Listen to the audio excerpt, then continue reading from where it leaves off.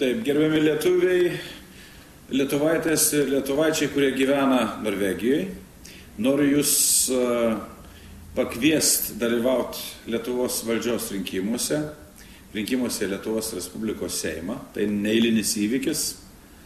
Ir paraginčiau visų pirma, kas dar nespėjo to padaryti, registruotis, jeigu norite balsuoti paštu.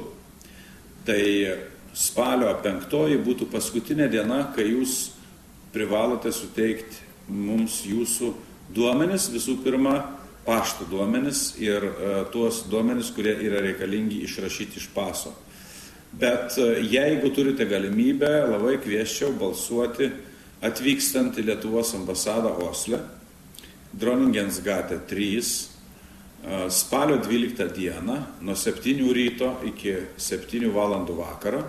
Jūsų lauksime ir galbūt tas laikas jums ne visai tinka, tada nuo spalio 1 dienos darbo valandomis galite atvykti ir taip pat prabalsuoti, turėdami Lietuvos Respublikos pasą su savim, toj pačioj Lietuvos ambasadoje, tuo pačiu adresu, kurį minėjau, Dronningens gate 3.